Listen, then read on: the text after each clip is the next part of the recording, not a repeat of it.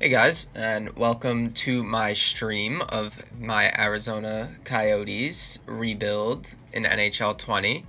After I was kind of wondering what team I would do for my next rebuild, and then John Chayka went ahead and retired. Not retired, he went ahead and quit on the Coyotes, and now they have an empty GM spot. So Austin Matthews is going to take over as the Arizona Coyotes GM, and we're going to try and get them a Stanley Cup within the next 3 years. If you're watching this on YouTube after the fact, I stream every day on Twitch. I'm live at MattPoppy10. My links are always in the description. You can see my handles under my name here. But yeah, so we're gonna have 3 years to try and turn the Coyotes into a Stanley Cup contender. They were a fringe playoff team this year, but they obviously made it due to the expanded playoff format. And they have a pretty good young roster with a couple of good veteran players, and I think we can be a legit team year one, with maybe just a trade or two. So first we have Taylor Hall, who is an 89 overall, 27 years old, elite potential. He has 1 year left on his deal. We're absolutely going to work to extend him long term and keep him in Arizona. We have Nick Schmaltz as our first line center. That's honestly not ideal. He's got a long term deal. It's not too much money, but for a second line center, it's a pretty solid deal if he continues to grow. We have also Phil the Thrill Kessel on the first line, 31 years old, 87 overall, elite potential. He has 3 years left at $6.8 million. And he will definitely be here and probably anchoring one of the top 2 right wing spots for the remainder of the rebuild. We have Vinny Hinostroza at second line right wing, 80 overall, top 9 forward, 25 overall, 1 year at 1.5 left. We're definitely going to look to upgrade over him. We're definitely lacking at second line right wing. We have Derek Stepan, former Ranger who I love, the Bald Eagle, 83 overall, 29 years old. He still slots in as a second line center, which is very nice. He's got 2 years left at 6.5, which is not too bad. So we'll probably look to maybe upgrade over him and slide him down the lineup. Then we also have Clayton Keller, who's one of my favorite young players in the league, 21 years old, 84 overall, elite potential. He's got 1 year left on his deal. I don't know if he signed an extension already for after this year, but we'll have to look at that. But if he didn't, we're definitely going to lock him down long term after this year as well. We have Connor Garland on the third line left wing. He's top 9 potential, 23 years old, 79 overall. We definitely need to upgrade over on him over on the third line. We can move him down. He'd be a fine fourth line player, but he's not really good there. We have Christian Dvorak, who's 23, 82 overall, and a top 6 forward. 6 years at $4.45 million. So he's locked in long term, and I mean, he's frankly definitely hopefully this second line center of the long term, because they do have 2 centers locked in long term now, neither of which are particularly high overall. They have Christian Fischer, 22 years old, 80 overall, medium top 6. He's got 1 year left on his deal. He's all right there for the third line right wing. We have Michael Grabner, the short-handed god, fastest player in the NHL, and the Rangers' leading goal scorer for like 2 years straight when he was on the Rangers. 3.35 left for 2 years.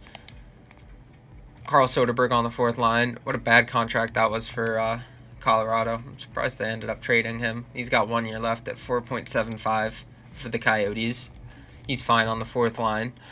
Lawson Krause, who also really ended up to be not so good. He was 11th overall in 2015.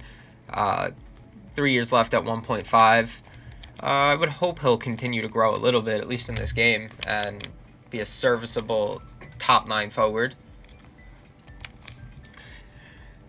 Honestly, the strength of this team outside of Hall and Kessel is on their defense. Oliver Ekman Larsen, one of the best offensive defensemen in the league. I mean, also one of the best two-way defensemen, but 87 overall, 28 years old, elite potential, 8 years left at 8.25. He's definitely going to be the captain. I mean, is he? He might already be the captain. I would imagine he is, to be honest, but I'm not totally sure about that. Nicholas Yarmelson, 32 years old, 85 overall. He's a really good defensive defenseman, and he's a good partner for Ekman Larsen. He's got 2 years left at $5 million. Jonathan Chychrun, 21 years old, elite potential at 83 overall.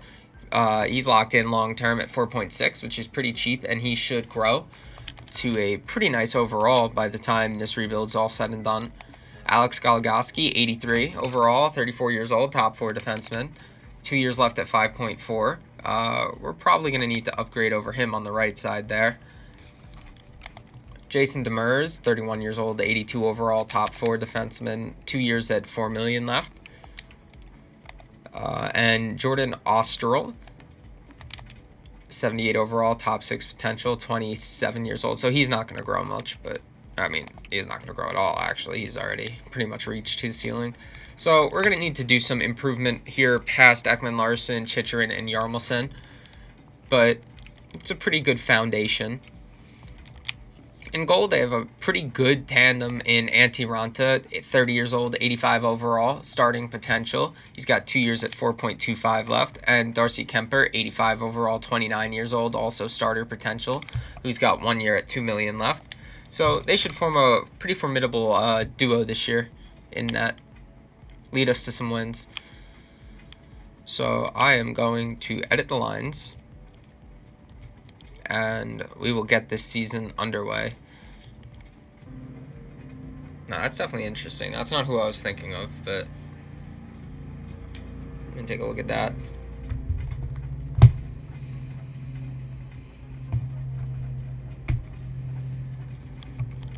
Travis Hamonic. Yeah, he's only 82 overall. That's not going to be an improvement. I mean, he would be on the third pair. Only for 1 year. I mean, I'm going to pull the trigger on... I don't have a ton of money. Can I get them to retain?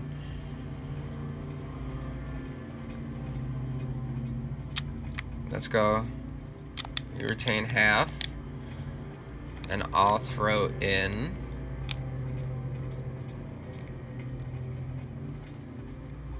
I'll throw in Bo Bennett.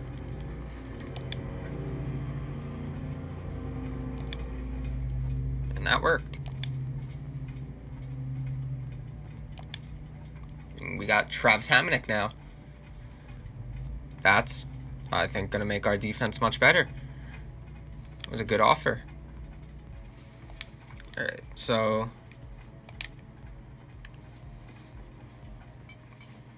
we are 37, 26, and 2 heading into the trade deadline, which is honestly much better than I expected us to be.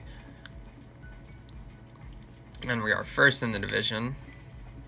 We have more games played than everyone, but still first in the division. Awesome. Taylor Hall has 44 goals in 65 games so far. He definitely is, not definitely, but he's probably going to break 50 at this rate. Phil Kessel has 20 goals, but he also has 66 points. They're both over a point per game. Ekman Larsen has 55 points so far. Yeah, I mean, you just look at it. I mean, Schmaltz is not performing poorly, but I feel like they'd be doing a lot better if they had like an 85, 86 overall center. I wonder if there are any on the trade block. 2 firsts, Schmaltz and Barrett Hayton for Pierre-Luc Dubois. And that is a trade that goes through. We gave up a lot, but we got, I mean, exactly what we were lacking, which was a stud young first-line center. He's locked in long-term, too, so... we moved a pretty expensive, overpaid contract, too, in the process, so I'm not opposed to that. So, end of year 1, and we qualified for the playoffs and won the Pacific Division, which was not something I was expecting to happen, but honestly, I'm glad that it did. Taylor Hall scored 50 goals. I'm sorry for that. Taylor Hall scored 50 goals. and 80 points. He kind of slowed down towards the end of the year. He only had 6 goals the last 16 or so games. Phil Kessel had 77 points, 25 goals. Ekman Larsen had 17 goals and 63 points. A very great year for the offensive defenseman. And then Christian Dvorak had a really good year. He might grow a lot in the offseason, which I would definitely hope for. Dubois had 55 points on the year, but what do you have with us? In 17 games with the Coyotes, he had 11 points. That's not terrible. Not great, though. You would hope for more in the future. Clayton Keller had 45 points and 18 goals. I would hope for a better year from him in the future, too. But these two are both only 21 years old. I think, yeah, they are from the same draft class, too. So they're bound to continue to grow and just keep getting better.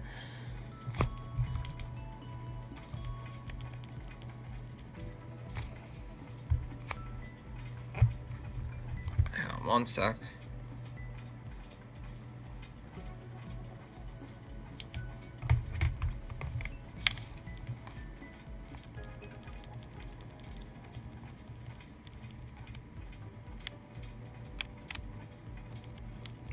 Okay, goalies. They definitely split the workload, which is exactly what I was looking for. And Ronta played a little better. It wasn't a massive difference, though.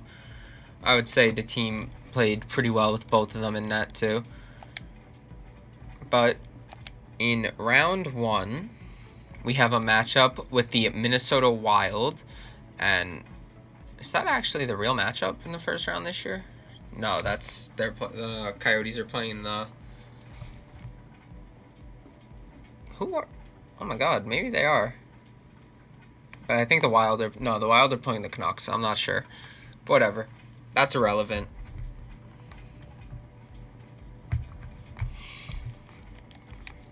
Let's get underway in the playoffs here.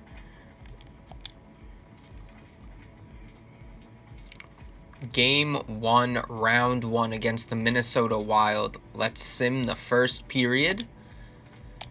2-1 start for the Wild. Zach Parise and Matt Zuccarello get goals. Oh, we didn't look at their lines. We're definitely going to do that quick after this game. And Nick Yarmelson gets a goal for the Coyotes. So 2-1 lead for the Wild after 1. Scoreless second period. And the Wild get 2 in the third. One from Susie, I don't know who that is, and Ryan Suter to win 4-1 and take a 1-0 lead in the series. That's view lines.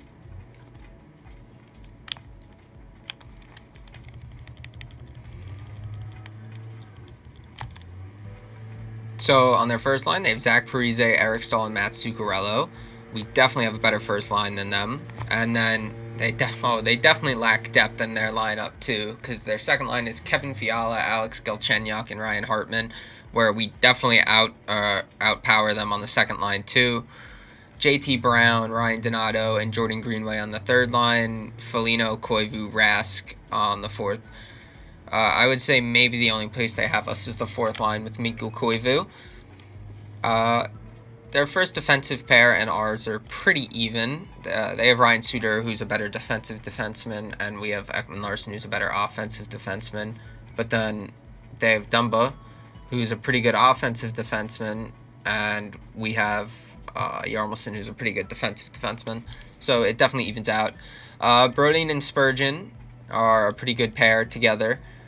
And then Hunt and Carson Soucy, that's who that is. So I would say we're pretty even on defense. Our third pair is definitely better than theirs, but besides that, we're pretty even with them on the defensive end. And I think we should end up being able to take this series, even though we lost game 1.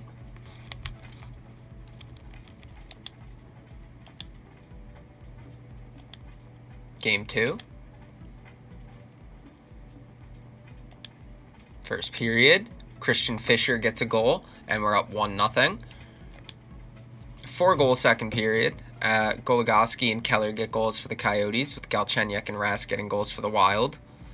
Third period, And we get 2. One from Phil the Thrill, one from Vinny Hednestroza, an empty netter.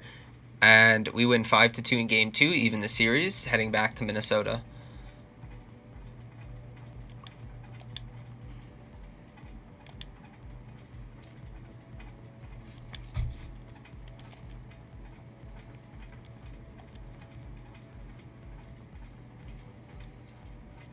All right, Game 3, first period. We get a goal. Phil the Thrill again. His second of the playoffs so far. Phil gets another one in the second period, and JT Brown also gets one to cut the lead in half. And Phil's got 3 goals in his last 2 games, and the Coyotes have a 2-1 lead after the second period. Third period, and the Coyotes get 2, one from Christian Dvorak, one from Kraus. Galchenyuk gets 1, but it's not enough. And the Coyotes take a 2-1 lead in the series. Very nice. Ekman Larsen's got 7 points through 3 games already.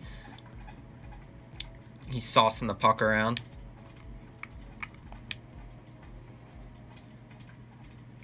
First period, Game 4. Jason Demers and Kevin Fiala get a goal apiece, and it's tied 1-1. Second period, Alex Galchenyuk gets 1 for the Wild, and they take a 2-1 lead into the third period. And Zach Parise ices that game and evens the series at 2. So now we have a best-of-3 series going back to Arizona.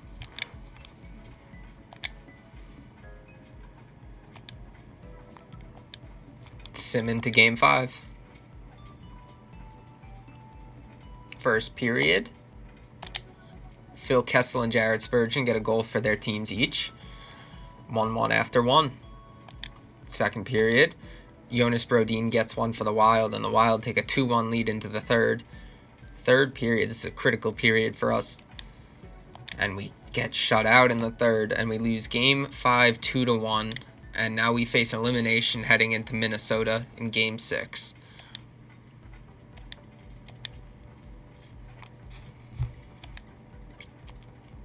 Sim into Game 6. We need a big game out of our top guys. And by top guys, I mean Dubois and Hall. They've been MIA. First period, Game 6. Playoffs, or our playoff lives on the line. And Jordan Greenway gets 1 in the first for the Wild from in close. Not good. We need to respond here in the second period. And we don't. JT Brown, who's been popping off for the Wild here in this series, I think gets his 4th or 5th goal of the series. And the Wild have a 2-0 lead heading into the third period. We need 2 goals here to stay alive. So let's get going here. We got a power play early in the third. Nothing going though. They got a power play, and we kill it off, but we need 2. It doesn't look like we're going to get it. Oh, Taylor Hall finally answers. Down 1 with 5 to go. Can we get it going? Can we get it done? Oh, and Zach Parise gets an empty netter, and Taylor Hall gets another, but too little, too late. I would say that was the embodiment of Taylor Hall's career right there. Showing up just when it doesn't matter. Well, with that, we're going to sim to the draft, unfortunately. Even though he doesn't show up in the playoffs, he at least sims really well in the regular season, and he is too good to just let walk, and we are going to be tight on money here. We do not have enough to sign him. That's not good. And he definitely isn't the only person we need to sign. Where is he? Okay, none of these guys need to be signed.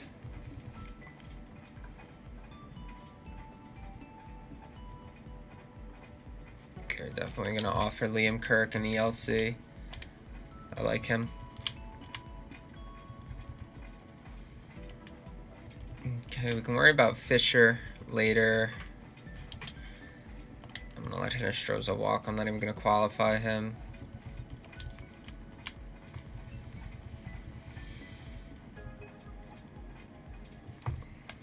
I'm going to qualify Capobianco and Gross. No, we're not going to qualify Gross. It's a lot of defensemen that we have as RFAs this year.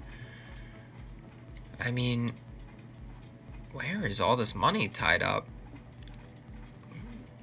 Goligoski is making a little too much for my likings. I probably should have looked to move him at the draft.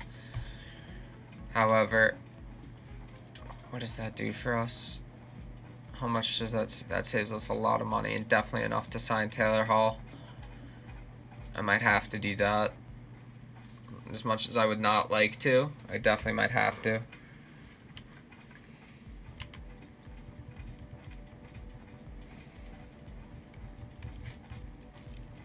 Yeah, I mean, we have a decent amount of money spent at goaltender too, which is not ideal.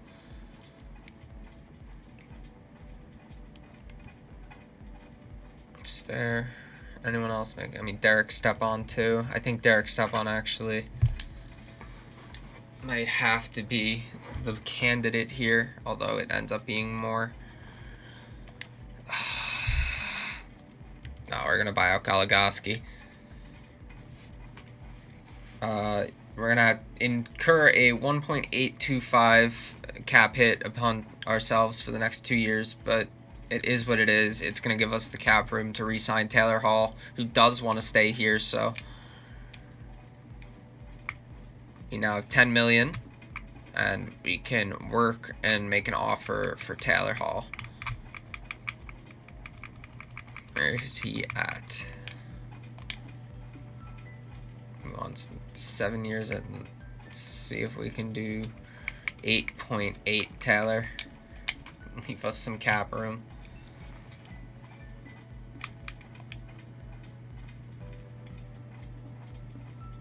Okay, we're gonna have to offer him a little more. Hopefully he'll take 7 mil. Do the years make a difference for him? Because I could...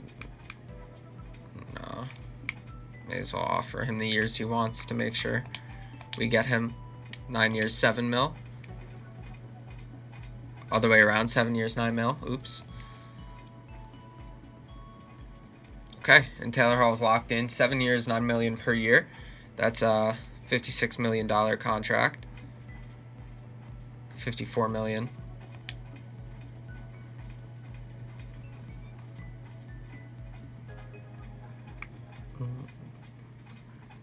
Okay, so... Okay, gotta charge that.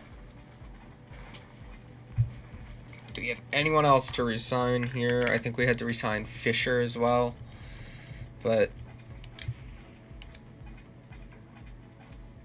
Okay, well, we can't afford that at the moment. We're going to have to look to make a trade, and it's definitely going to have to involve Derek Stepan. We're going to sim to free agency.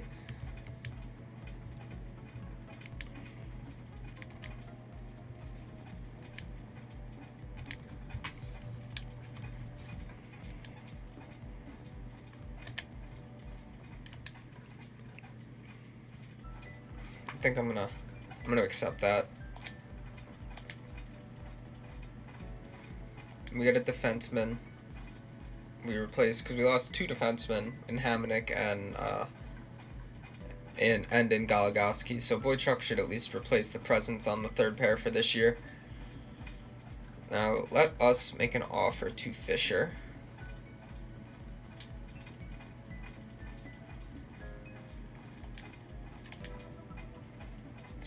Stay away from my player, Vancouver. I'm gonna offer him 2.8. See if we can get him on that. Instead of Capobianco. I think that's a fair trade. Alright, that went through. We get younger with that. We get term with that. We get... I think that's just a good trade. It's even cheaper too, so... Best roster for now. And we got Brett Pesce. Fantastic trade for us. Awesome. He's going to slot right in on the first pair. He might grow a little bit more before he caps out, maybe at an 84 or 85, but even if, he's really responsible defensively, so 83 overall is fine. Make sure he's playing penalty kill and whatnot.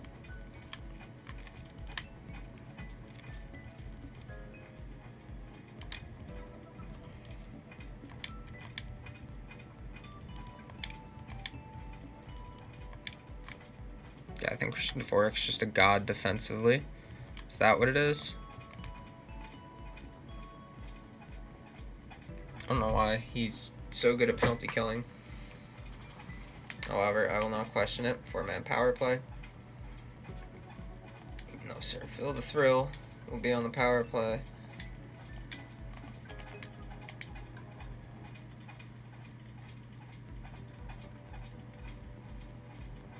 Alright, well.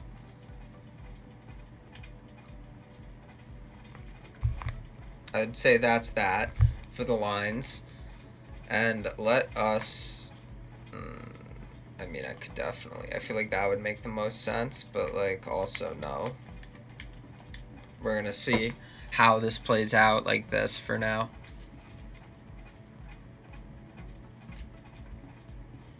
Sim to the regular season.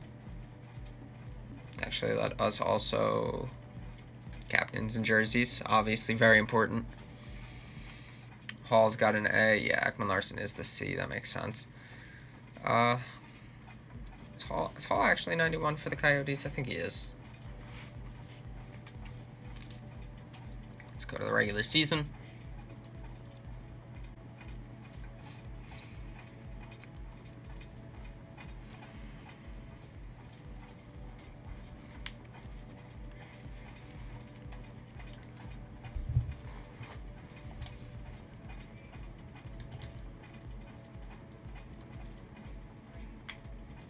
Okay, we'll go about a month at a time again, because I'm kind of still unsure how this team is going to play with it being really top heavy. Might have to make some move for cheap fourth liners.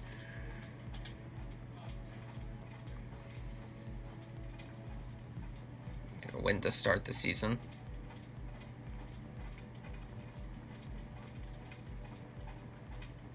Okay, 9-1 loss to the Jets there.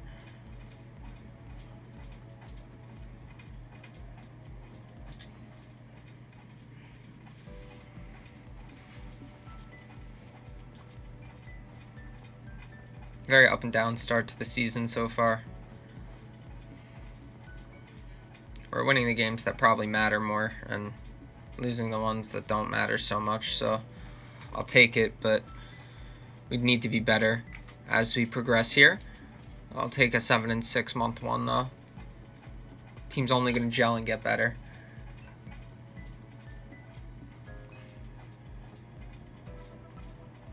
Alright, 4-game point streak going here.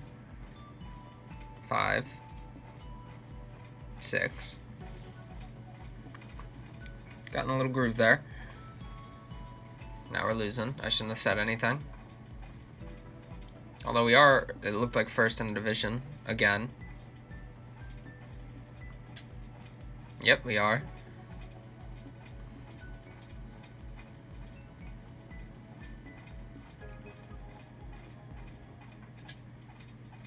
Alright, we had a much better month of November.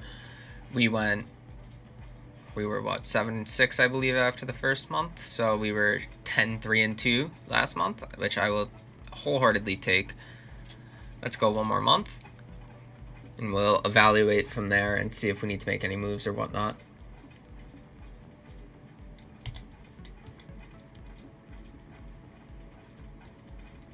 Losing. I like losing. This is fun. There we go. Snap out of it with a 2-0 win over the Minnesota Wild. If only we could have done that in the playoffs.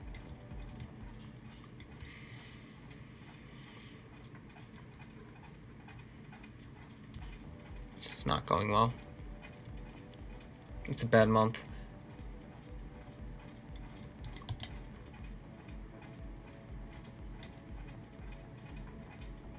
Jeez. We were in first in the division and now we're in 4th, 6th.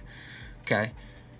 Yeah, I think we're gonna have to make a trade and try and fill out our bottom 6, because I have a feeling that's probably getting us killed in one way or the other.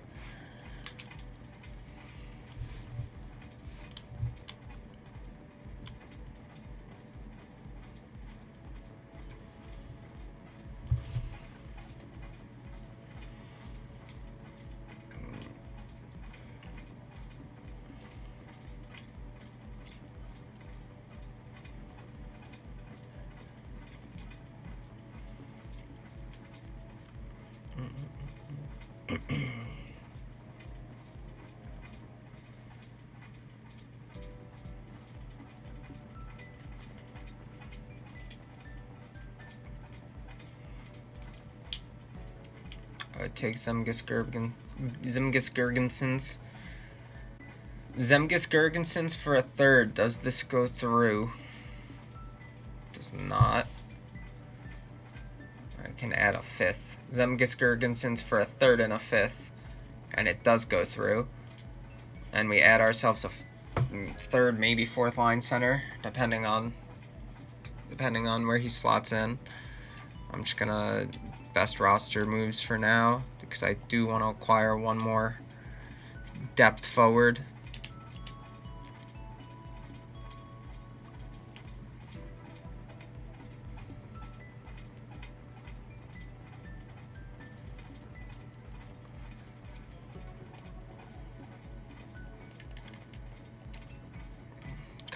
Wilson, not really interested in that.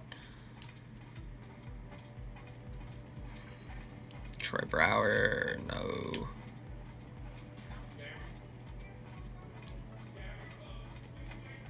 William Fogel, no thank you for him either.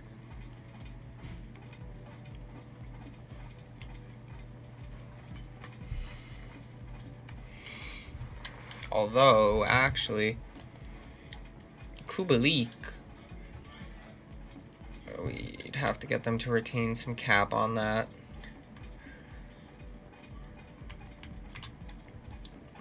Compensate them handsomely for it, but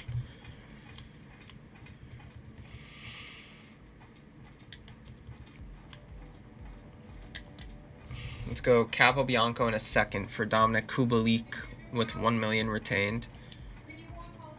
And that goes through. I would say we might have overpaid a little bit there, but I think it's worth it because he's going to make our forward core much better. He is a potential rookie of the year this year in real life. Jeez.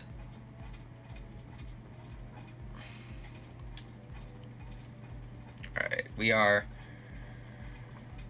like 3 points out of a playoff spot here at the trade deadline. We're 32, 29, and 2. Barely floating above 500, and we're going to have to make a trade, and I'm thinking it's going to have to be a second line center this time.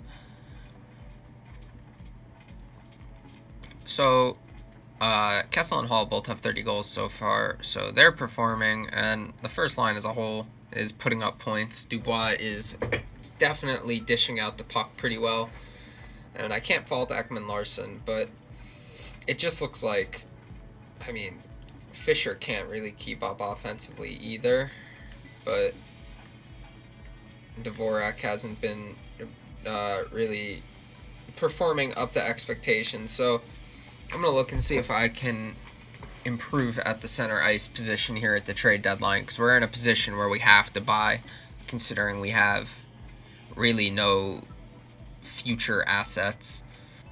Soderstrom for Raquel in a second. Does it go through? No. What about Soderstrom for Raquel straight up? And that goes through. That is, I mean, we're giving up the future of our defense, but we're getting a really good player in Ricard Raquel here, who is going to drastically improve our second line. Okay, it didn't put him in the minors to start. I don't know why it does it sometimes, but not others. Alright, end of year 2. Very disappointing. No playoff berth, despite the fact that we definitely should have made it, I thought. We almost made the comeback at the end, but it just wasn't enough. Phil Kessel had 38 goals and 86 points. He led the team in scoring. Taylor Hall had 40 goals for the second straight year, had 84 points total. Dubois had an 80-point season, 62 assists. He was hooking everyone up with setups.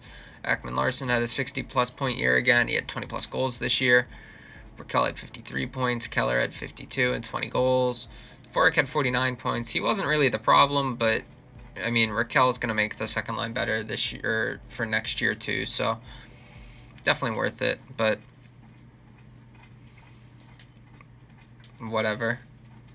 That's sim to the draft, free agency.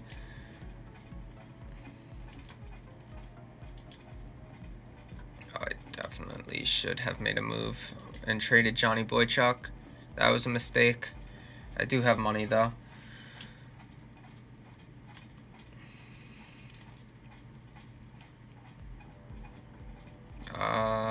No centers to worry about yet.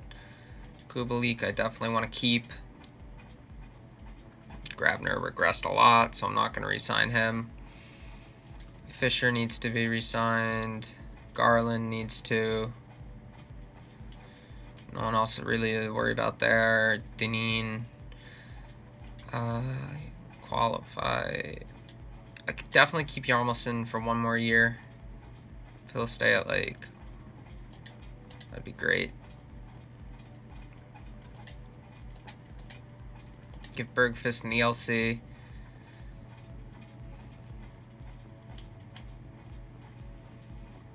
And Ronta is going to be a free agent. I'd like to...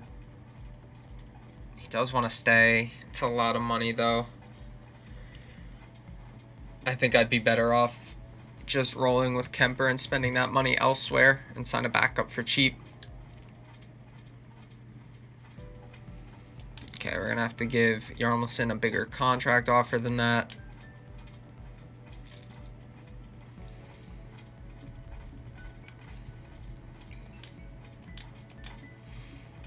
$1 million for even. Still have about $15 million to work with in free agency. Let's see what Fisher actually wants. I'll give him that if he'll take it. Kubalik, give him that too. I have like 10 million, but I could probably sign a big free agent if there is one. Okay, Kubalik resigned and Fisher resigned. We're gonna make sure we get Yarmelson. Did Boychuk drop? Not really. I don't know if I have to worry about him so much, but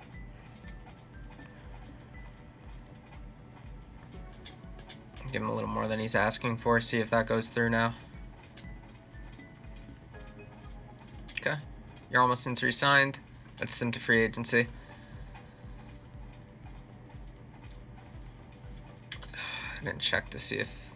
I didn't look at all my RFAs at forward.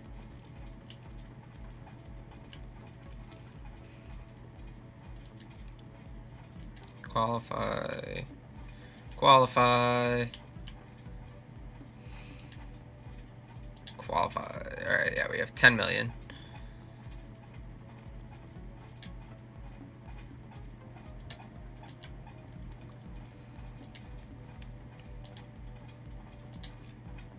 Alright. Let's see if there are any big free agents we can add to go all in for the Cup this year. Ryan, Nugent, Hopkins, who we do not have the space for, but there are some options here. Tatar. Brendan Gallagher. Oh yeah, I'm definitely going to do Brendan Gallagher. I have money, so I'll offer him 6 years at $7 million a year to come in and man our second line. No one worth signing there. Let's see if there's any. Needed me a backup goalie.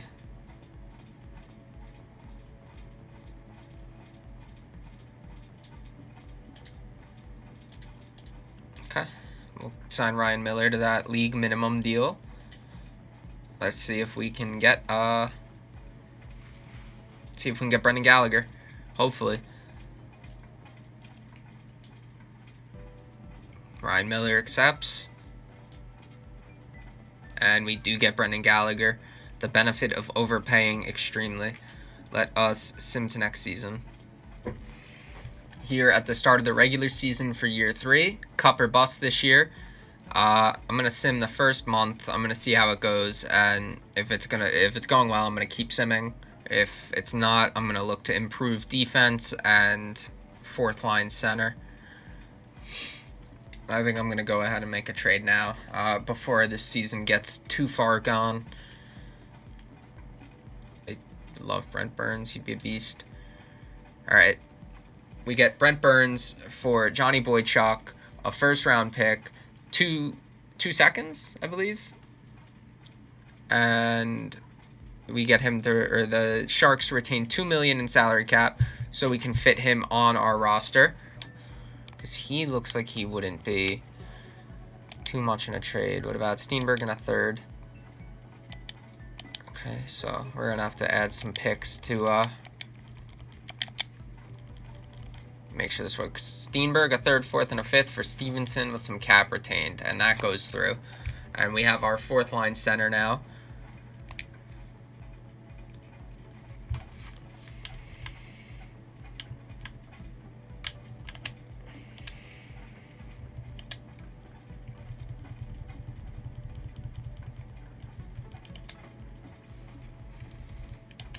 Colin Stevenson is now our fourth line center, and that should provide some stability, some defensive responsibility on that fourth line. And he's a Stanley Cup champion from his years with the Washington Capitals, so some needed playoff experience if it comes down to it. Let's get ahead with the Simon here.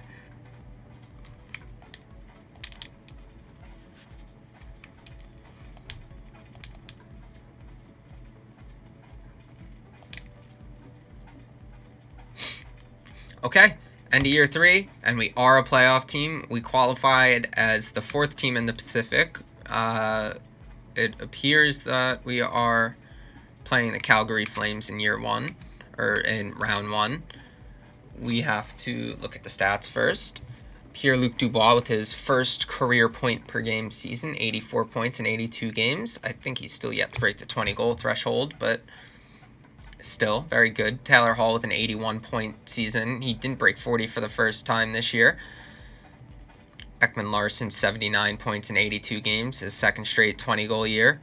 Excellent for the defenseman. Clayton Keller with 74 points, 22 goals. Phil Kessel with another 30-plus goal year. Bill the Thrill, baby. Dvorak had a really good year, 56 points in 82 games. Brendan Gallagher, 53 points in 82 games. And Raquel with 48 points in 82 games as well. A lot of depth this year on the forward position, as you can tell. Kubalik was the weak point in the top 9, which is fine with me. It's how did the goaltenders play? Darcy Kemper was 36, 25, and 8 with 5 shutouts, a 908 and 288 goals against average. Ryan Miller was not fantastic when he played, but it is what it is. Such is the nature of the backup position sometimes.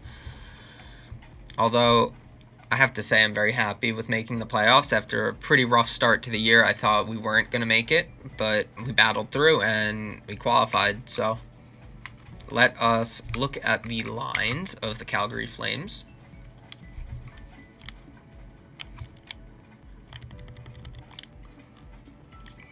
Gaudreau, Monahan, and Lindholm. I would say our first lines are pretty even, with Hall matching up evenly with Gaudreau. Monahan's probably better than Dubois, at least from an overall perspective. Lindholm is pretty even with, Clayton Keller's on the first line, so Clayton Keller definitely outguns Elias Lindholm here. Kachuk on the second line would be pretty even with Phil Kessel. I'm sure he's going to be matched up against him the whole series. We definitely outmatched them in the second line center. Raquel is better than Backlund, and Brendan Gallagher is better than Andreas Janssen. Scott Lawton on the third line. Doobie and Janmark, they're better than us. I wouldn't even say that. Overall wise, Dubé seems better, but Dvorak had a pretty good year. So, I don't know about that. I would say in the bottom 6, we're pretty even against each other. Defensively, they have Giordano and Hanifin. Their first pair is definitely better. Hanifin is an animal, 89 overall. Gustafsson and Valimaki are another really good pair here. And Killington and Cole. All right, so they definitely outmatch us on defense. But we have the advantage at goalie. They have Aaron Dell in net. We're going to have to take advantage of that and just shoot a lot. So, year 3 playoffs, cup or bust. Let us see if we can get a win here over the Calgary Flames. Game 1, round 1. On the road. First period.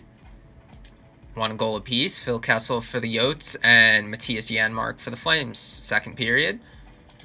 The Flames get 2. Tkachuk gets 1, and as does Michael Backlund. Third period, Ekman, Larsen, and Krause get 2 for the Yotes late, but it's not enough to even it up as Sean Monahan gets the game winner. Fall 1-0 in the series.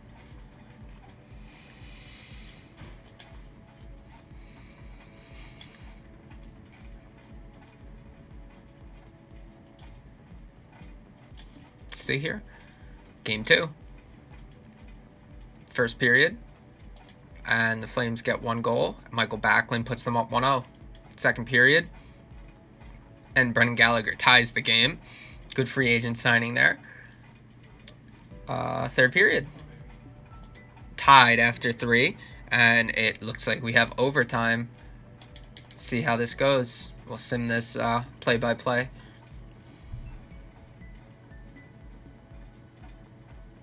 And we get the win. Pierre-Luc Dubois in overtime on Aaron Dell from high and above the circles from the point. Interesting. I'll take it. Evens the series up at 1. Bringing the series back to Arizona.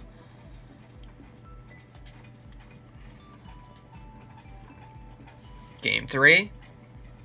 First period. Scoreless. Second period. Andreas Janssen gets a goal from the point and the corner of the boards, which is really annoying. Third period. And the Flames get 4, we get 2, but too little, too late. Gallagher gets 2, but Monahan, Tkachuk, Giordano, and Gaudreau all score for the Flames. All the big guns showed up for them.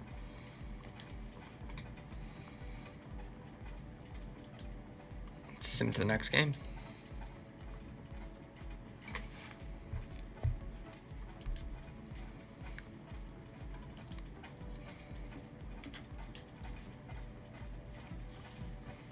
Game 4. First period.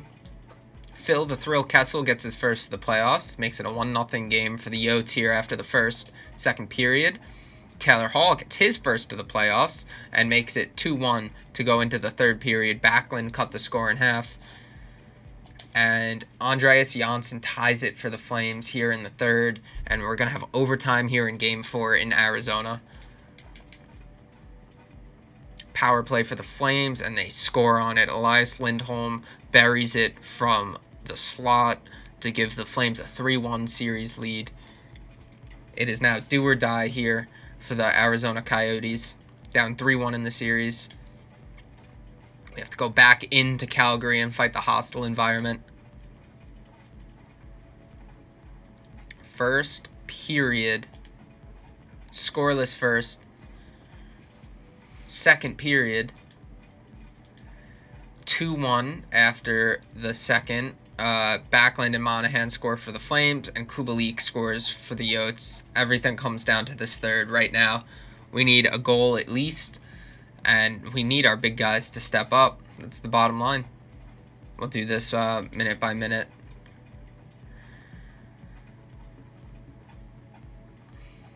Power play. No, power play for the Flames. It's a long one. Of course it is. And Matthew Tkachuk gets a power play goal moments after. And that's probably going to ice it because we can't score for some reason. Power play late. Well, that was disappointing. And we lose 4-1 in the series to the Calgary Flames. And we lose the series. And we lose out on a Stanley Cup. 3 years, no Stanley Cup wins. We won the Pacific Division 1 time. We made the wild card the second time. We haven't won a playoff round. We Lost to the Wild in year 1, didn't qualify year 2, and just now, the 4-1 loss to the Flames. It's very disappointing. I thought this team had a lot of potential. I thought they could have went pretty far, and I'm kind of upset that they didn't. I thought I filled a lot of the holes that they had. This looks like a pretty good roster to me. I guess maybe a star goalie would have been nice, but other than that, I don't know. Regardless, no success for the Yotes here without John Chayka.